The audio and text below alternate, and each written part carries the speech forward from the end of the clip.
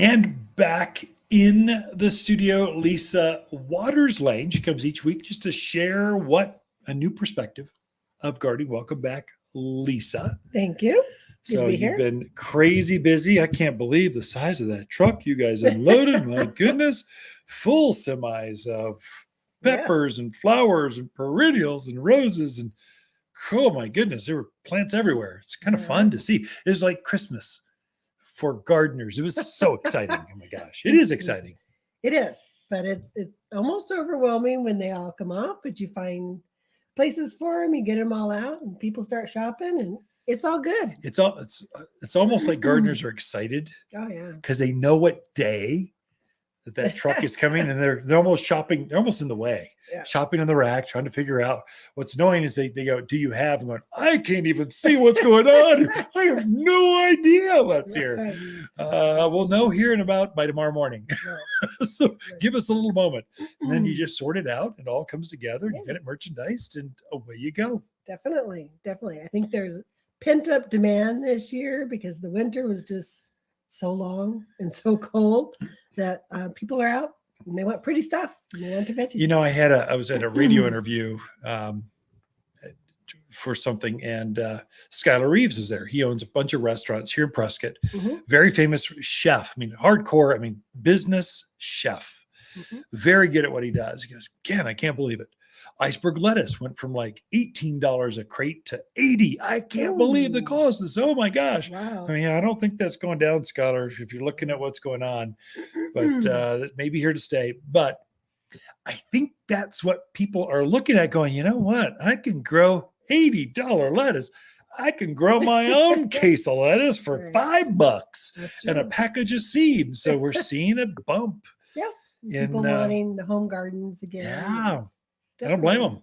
Right. So what do you got for us? Well, speaking of home gardens, so I do have some new varieties of peppers and tomatoes coming in that I think are going to be great for the small gardener. Oh, good. So people who want to grow in containers or smaller raised beds. So these are ones that are more dwarf varieties or bush varieties that people can grow, and they're not going to be out there pruning and cutting back. And tomatoes are large, so indeterminate.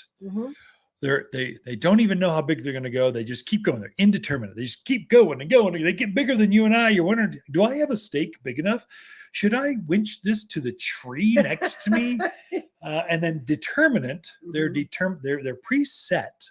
And how big they're going to get. These are the determined varieties. They're only going to get to a certain size and then start picking fruit, get ready. But they're the same size fruits.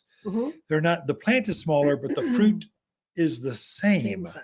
Perfect. I love it. Yeah. So these are all, they call it their super dwarf series. Super dwarf. So super dwarf Maori warrior is the first one. So this one, sweet, juicy fruit. It's a bigger fruit. Nice. And it has it's yellow with some red swirls in it when you slice it. It is, excuse me, I'm losing my voice today. Have a sip of water. You're good. I'll cover for us. Oh, thank you. Just keep talking. Yeah. So it's a really good one for if you like a little bit bigger tomato, but don't want that great big plant. So that's a good one. That was yellow with a red swirl in it, right? Inside. Yeah. I noticed yellow just over there is a sweeter tomato, or not sweeter. It has less acidity, whereas more red ones have a little bit more acidity. Just I don't know if there's science to it. Just over the years I've grown, what I noticed. I don't know. If you want one with a more medium-sized fruit to it, the Sean's Yellow Dwarf is just as sweet, just as juicy, but a smaller, more medium-sized tomato to it. Like a softball or like a golf ball? What's medium size? Well, bigger than a golf ball, but not as big as a baseball. That's in between a softball and a. There you go. Works. You want a baseball-sized yellow fruit that's sweet, melts in your mouth. What's it called again? Sean's Dwarf. Yellow Dwarf. Yeah. The thing I love about these, like you said before, the plants are smaller, but the fruit size is the same on them. So the other one is, excuse me, Tasmanian chocolate. Ooh, I like the sound of that one. Want to swirl in the garden center, just kind of swirl in the gardens. Whiz, Tasmanian chocolate. So it's a medium-sized one as well. The fruit is kind of a really dark, almost brick red type fruit. Very prolific producer. All of these actually were rated as very prolific producers on there. And it's kind of got a very mild flavor to it. So if those are some of the tomatoes that are new, and these are actually going to come in some bigger cachet pots. So nice. The pot's Perfect. going to be bigger. So you could just grow in that pot even on a patio, front deck, an entrance. Right. Don't even, or you could transplant it. So we'll take those because, we own a garden center. I want the big ones. I don't want to wait. Right. I want to talk about picking fresh tomatoes next week. We'll take that and just put it into the gardens like it is, like it's been growing there. We was planted yesterday, but it looks like it's been growing there for 3 months. You can do that too. Yeah. Yes. So those are some of the special tomatoes I thought were really cool. Plus, we're getting a whole crop of all of them. Early Girl, Better Boy, Champion, Sweet 100s, a bunch of different heirloom ones. So we're going to have something for everybody when it comes to tomatoes. But a couple new peppers that are coming out. So these are also kind of more of a dwarf variety or compact variety. And they call them pillar peppers. Interesting. So they're a sweet pepper. There's a sweet red and a sweet yellow. And they're again more compact, more dwarf, great in containers. The fruit actually forms closer to the main stem. Perfect in windy areas. Right. That's great. Yeah. So if you've got a windy spot, they're not going to tip over or blow over because the fruit's more inside. Yeah. And they're a sweet pepper. But they should be really interesting to try. I want one of those because it sounds pretty. Yeah. Because peppers are just beautiful, glossy green foliage. They go with petunias and lobelias and geraniums. They're just pretty. And then they got pretty fruit you can pick and eat. Right. That's like the best of all worlds. Yeah. So really cool ones to try. And there again, plus we're getting all our, the better bells, the green bells, the jalapenos, the habaneros. People are going to ask, do you have poblanos? Yes, we do have poblanos. Oh, good.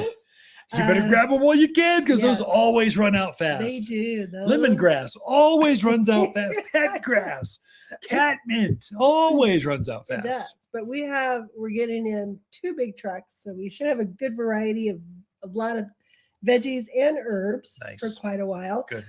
Plus all the pretty stuff because you got to get a geranium. We got some wonderful 1-gallon marigolds, perfect companion plants with your tomatoes and your peppers. So a lot of really cool stuff, little herbs coming in. I think we need to have people complain about pollinators coming in, pollinating their squash or peppers or their tomatoes. And folks, you know what your grandparents did? They actually added some flowers around the edge of the garden. So they attracted the bees and butterflies and moths, the pollinators into the garden. So they naturally upped the pollination. You can add pollinators love the color blues and yellows. Just get some yellow petunias, yellow or blue, get some blues or yellows. You're going to have butterflies. You're going to have bees there. They're going to help you pollinate those. And it's pretty. Right. So you can use these, we call them companion plants, not just to keep bugs away, but to attract pollinators to the gardens. Yeah. Right. So you had an article on companion plants for tomatoes. Yep. And I have all of those in. Nice. There we go. Read the article. If you didn't, you should check it out on companion plants. It's on our blog. It's right there. It's wattersgardencenter.com. Blog button at the very front. It's the top article. I mean, you can't miss it. So if you're looking or just type into Google, I'm sure companion plants or tomatoes. And if you're in our search radius, they're going to make sure you're going to get the info. So it's helpful. If not, come ask us. We have experts floating around the floor that will walk you through the whole process. Definitely. Lots of experts and lots of pretty stuff. You just got to come check it out. It is the planting season. It is time to put some stuff in. So Ken and Lisa Lane, the Mountain Gardeners, be right back right after this.